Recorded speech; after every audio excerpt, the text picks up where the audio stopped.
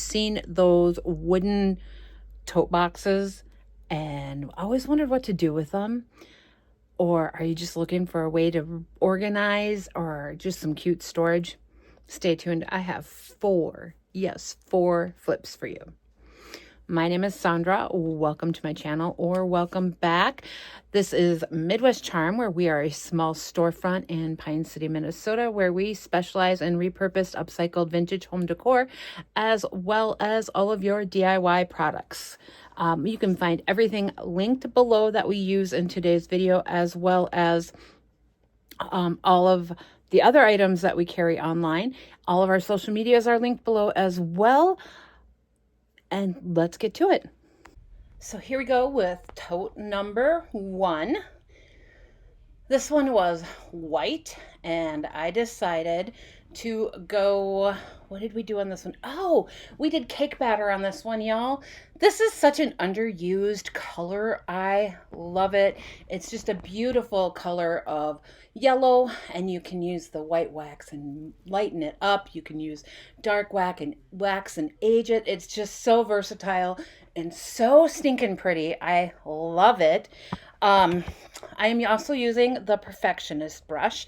And while I'm mentioning this, please note that all items I used, including the brushes, will be linked below.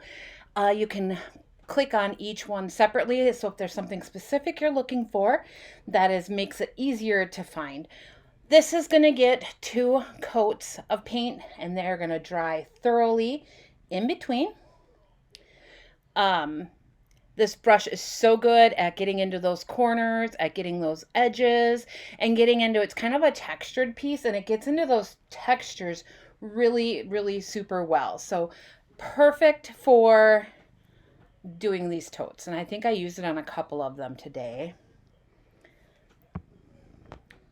So I usually don't show you guys when I do like the second coats, because you've already seen me put on one, and putting on the second, sometimes I feel like it gets boring. You guys will have to let me know if it's boring to watch me just paint away or not. I did speed this up a little bit because I am doing 4 projects, and I didn't want you guys to sit for an hour to get to that last 4th one.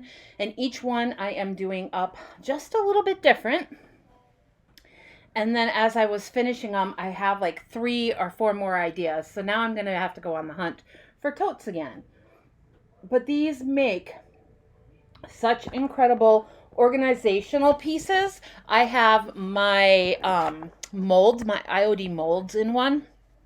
And I also use them for decor in my living room. I have one that's holding some vintage ball jars, and then I have another one that is holding some apothecary jars and some greenery, and I don't remember what else is in that one. But I love to use these all the time.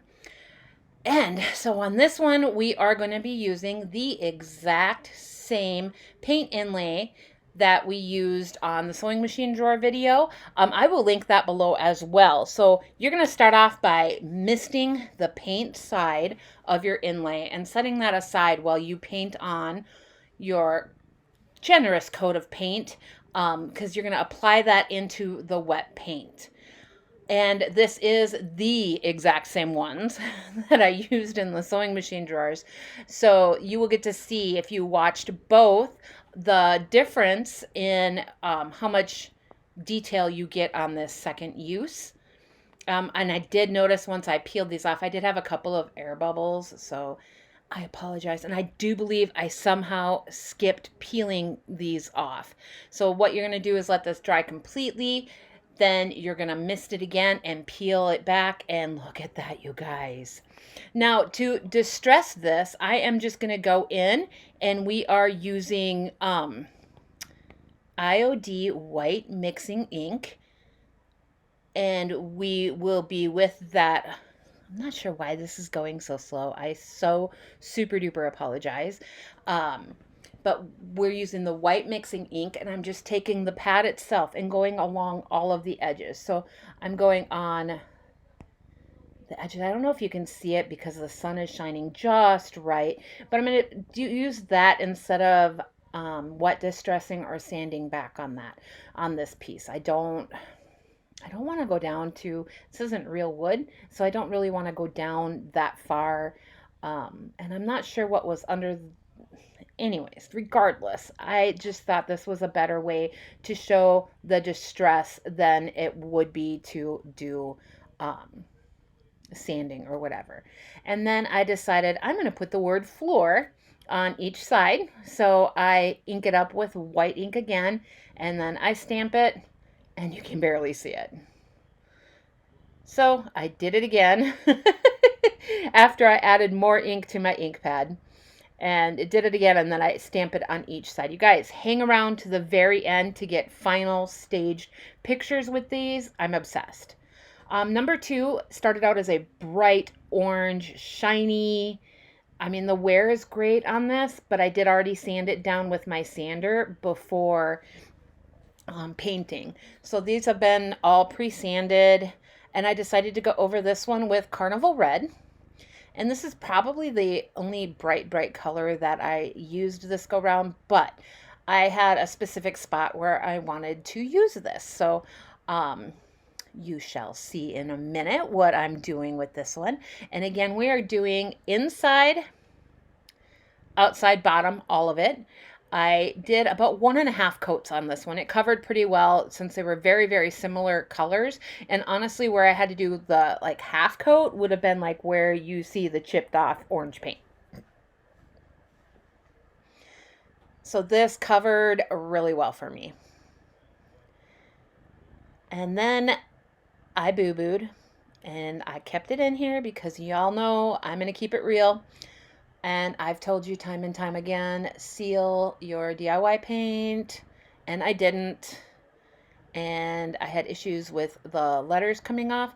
Now this transfer is kind of old, and one of the side pieces I used on a different tote, I had issues with that one sticking to the backer. So I think this one was just really old and may have possibly gotten wet at one point, and I think that's why I was having issues with it. Maybe not necessarily the fact that it was not sealed, but for a perfect application, seal your paint before you apply your transfer. I got it to work. It just took a little bit extra work, and you guys will see me really working at that. For a transfer, you're going to cut out the part you want to use. You're going to peel off the backer, and you're going to place it down. And look at that. It looks so pretty distressed back. So I place this down, and I kind of rub it on, and then I get my tool that comes with the package, and it pulls up some of the paint, and it shifted a little bit. Not a big deal. This just goes with the really distressed look that this piece ended up having, and I'm okay with it.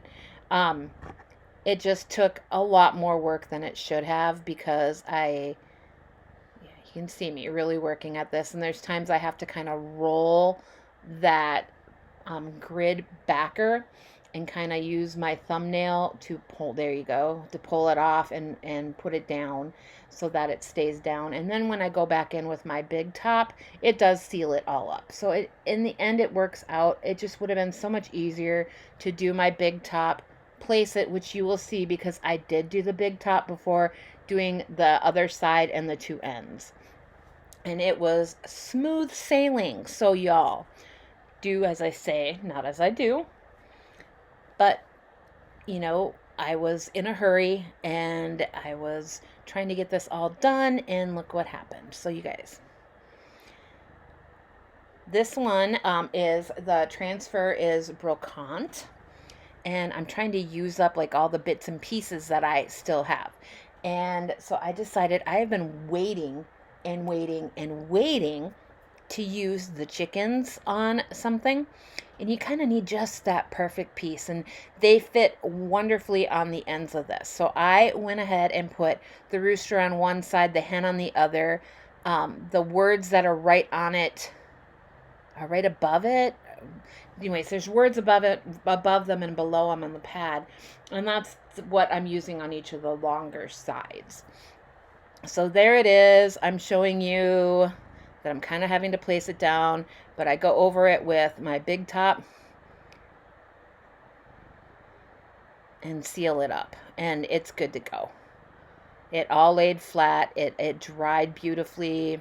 You wouldn't know I had issues. So, but while I did this, I just went ahead and did the rest of it as well. So then when I go to place on the rooster here, you guys will see, I rub it down, I grab my tool,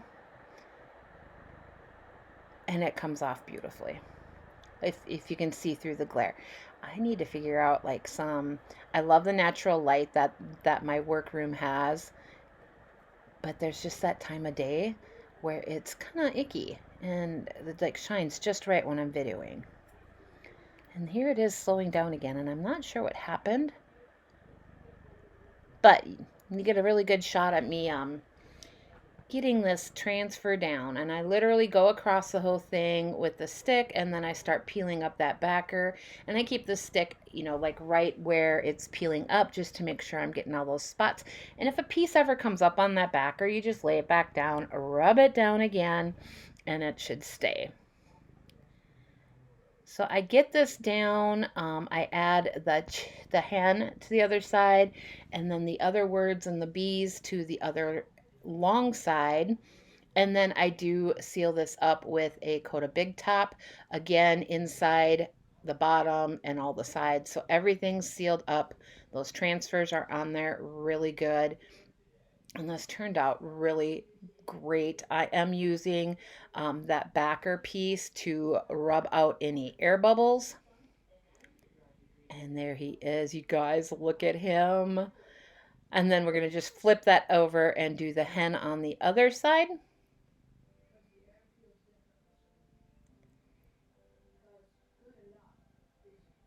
And this one is just as easy as the rooster was. I'm going to apply that where I want it. Oh, I already had the bees on there, you guys. Look at that. And then use my transfer stick to rub the whole thing down, and then start peeling that backer piece off. This turned out so super cute. And again, I had a specific spot. When I redid the windows after I pulled down Christmas, I was trying to decide what I wanted to do and what kind of like a theme I wanted to go with. So the one window is a very rustic-y side. So we've got some antiques in there, some rusty, crusty goodness in there with some chickens and stuff. And this basket, this red, is what I specifically wanted for it. So this tote goes in there great. Right now I have it holding, I think, like some dough bowls, and then there's from my last video, that cement looking rooster is in this, and then some greenery, and it turned out so cute. And again, you guys, wait till the very end and you will get to see all of them staged up and styled up. They're so great. This one I did in mint chip. I love this color. It is such a bright, fun color, and we are going over this green. There was something painted on this previously, so we sanded all that off, but I'm going to go over this one, inside, outside, bottom, everything. This one got 2 coats. It covered pretty well, especially on that raw wood. It just soaked it right up. But I did end up doing 2 coats, mostly on the green parts, but it did a really good job of covering it all. And this brush here is the Smoothie. I will link that below. I actually really love using this one for top coats, especially. Just that nice, long, flat brush head. It just makes everything so smooth. I love it. Hence the name Smoothie. But yes, I love this brush too.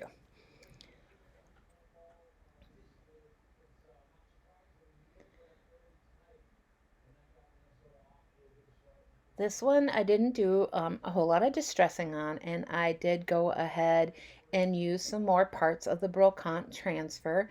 And after I finished this, I remembered I was going to do something else on it, but I like it. It's cute.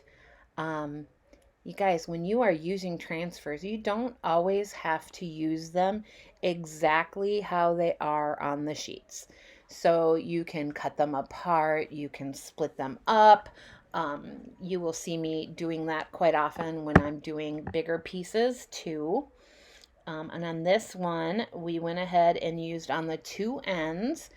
I had two of these opened, two of this transfer open. We used brocante again, and I had two of them open, and I had these left on for both. So I used the exact same one on each side.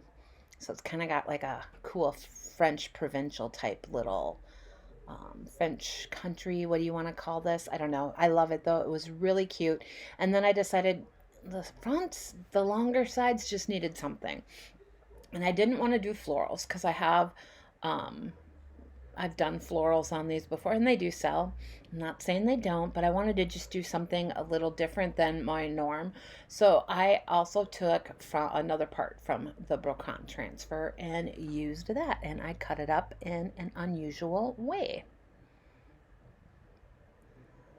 I'm just applying, there's a little word on the bottom, and I just moved it up so that we didn't cut that completely off. And then we're going to do the other side. And I did seal this before I applied it. I went ahead and when I did the last one, the red piece, I just went ahead and sealed this one up too. It was sitting there waiting to be done, so I just did them both at the same time so they both could dry. And you can see it going on so much easier. And again, there's a little word on the bottom, and I didn't want to lose that, so I just attached that to the very bottom corner of the tote.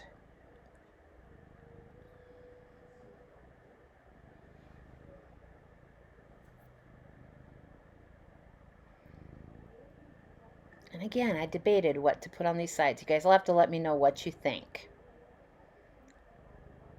I took the clock face. And I decided that we're going to cut this into chunks and use it that way. So I love the grid lines. I just picked where I wanted it cut along those grid lines, and then applied it down. And again, this has got small little fine details in there, but because we sealed this up, it went on so smooth. And I don't know what is going on with my editing that it like is going slow like this in a few of these. So I apologize. I will see if I can figure that out next go around, because I'm not sure what this is, but it's going slow. So you see me rubbing down all those parts, and then I'll go back in, pick up a corner, and start peeling it back while continuing to rub down the transfer.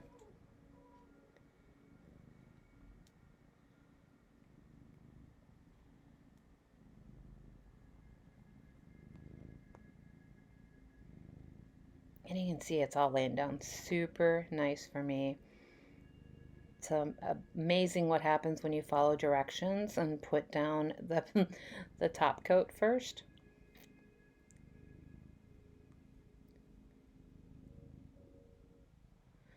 And that was my dog moving the camera. He lays on a dog bed on the other side of my work table. And I don't know how he got the cord, but he did.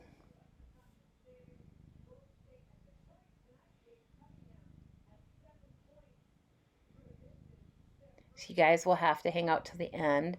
Let me know which one you guys liked the best. I am like really torn as to which one is my fave, especially after I styled them all up. I had a lot of fun with that. And I have way more pictures on my phone than what I included at the very end. So, and then they all ended up styled in the store, different than what I took them pictures with.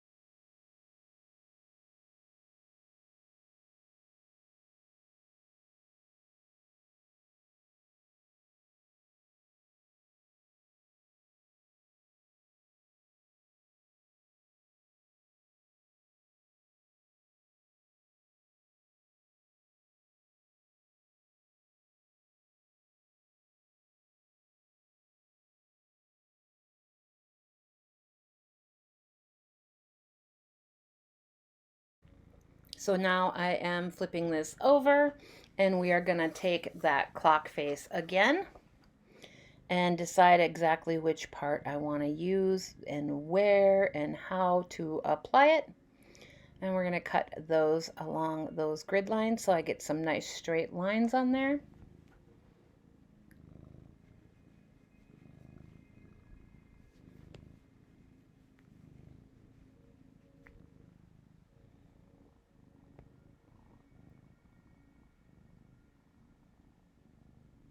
Telling you, these grid lines are a lifesaver. You'll see me use the grid lines quite a bit when I'm doing multi-pane windows, which I should have a video coming up soon using a multi-pane window. All right, we're gonna peel off that backer and again do the same thing we did on the other side. And I will save the rest of this clock to use up those last parts on something else.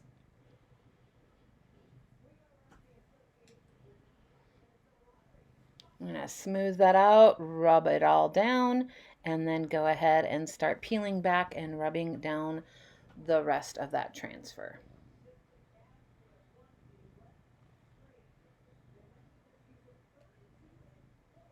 I think this one turned out so cute. And that mint chip is such a fun, bright, springy color.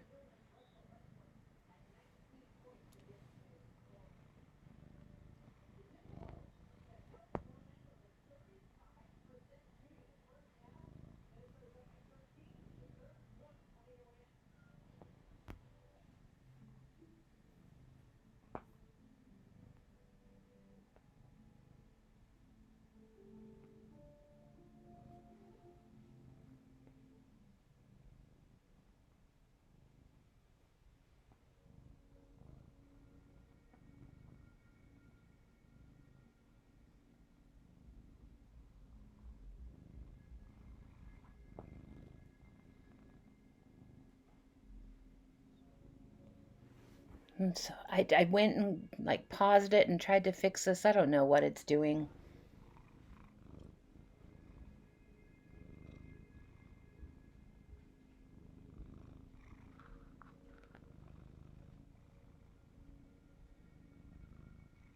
Hopefully it speeds up on this next part, guys.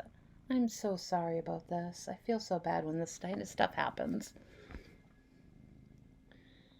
But at least you get a really clear picture of how I do transfers and just how easy they are to use.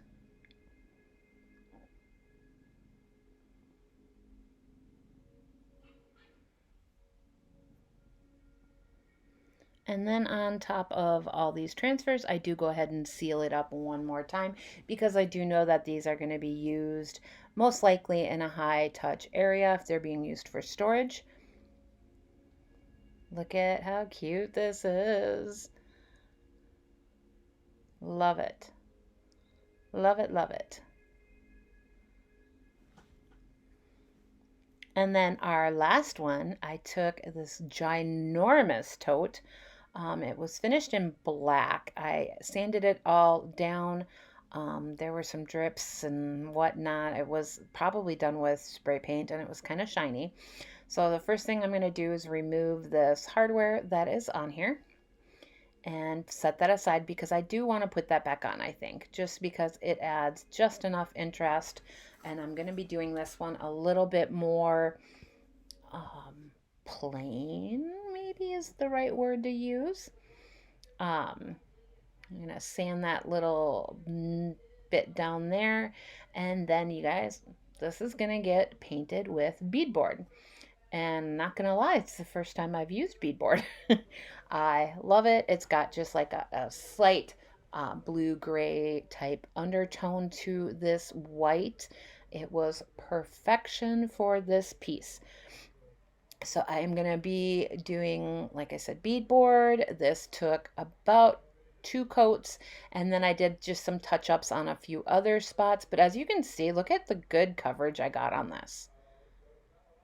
I was actually very, very, very impressed. And then once you go back over and smooth it all back out, it was great coverage. I did do the bottom, which is what I'm doing right here. So we did the bottom, the inside. We're doing all of it in beadboard. And I'm using the Perfectionist brush here.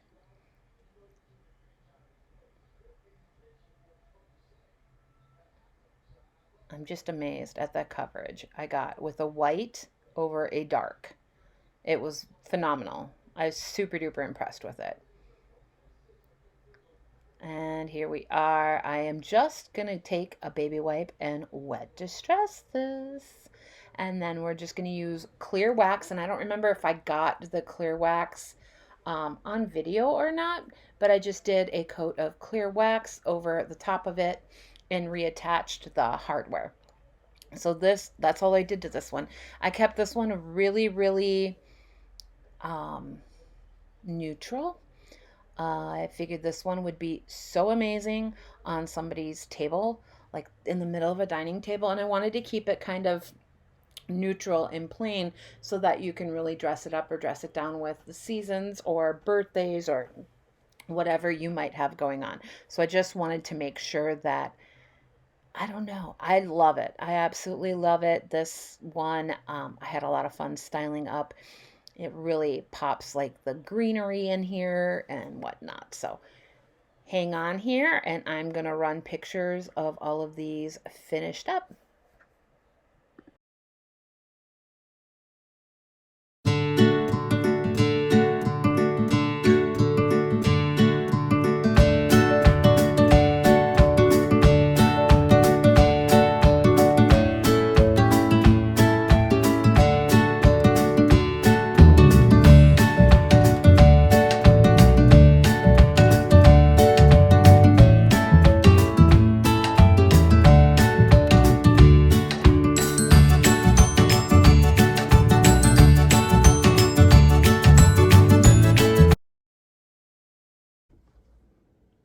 So what did you think? Which one was your favorite? I don't know if I can pick. They each have their own charm, and I really love how they all turned out. Make sure you respond below and let me know which one it was your guys' favorite, and we will see you guys all next time. Thanks. Bye.